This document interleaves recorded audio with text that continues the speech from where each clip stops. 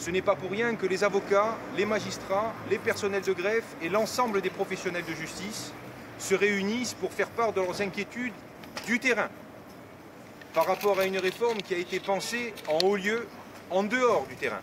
Inquiets et déterminés, avocats et magistrats se sont rassemblés sur les marches du palais contre la réforme de la justice.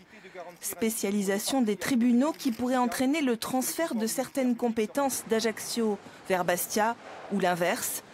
Tous les échanges de pièces par voie électronique, les avocats redoutent une justice rendue au détriment du justiciable. Ce qui continue aujourd'hui de nous inquiéter au plus haut point, c'est la déshumanisation de ce projet de loi avec une dématérialisation et une distance accrue entre le justiciable et son juge et au préjudice des personnes les plus isolées. Il est plus que jamais temps que le gouvernement prenne le pouls des territoires, prenne le pouls des acteurs de terrain que nous sommes, que les juges sont, que les professionnels de justice sont, pour bâtir enfin une réforme à laquelle personne n'est opposé dans le principe de la réforme, mais bâtir une réforme juste, humaine, et que la justice redevienne ce qu'elle est, c'est-à-dire une vertu autant qu'une institution.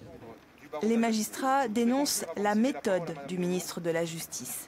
Nicole Belloubet souhaite réformer l'ordonnance de 1945 qui gère la justice pénale des mineurs par ordonnance, sans passer par un débat démocratique. Ils évoquent eux aussi une logique comptable déshumanisée. En quoi est-ce une amélioration pour le justiciable d'être désormais obligé d'en passer par une procédure en ligne, payante pour certains litiges civils, dont les solutions seront guidées par un algorithme? Avocats et magistrats souhaitent que le texte soit amendé avant qu'il ne revienne devant l'Assemblée nationale.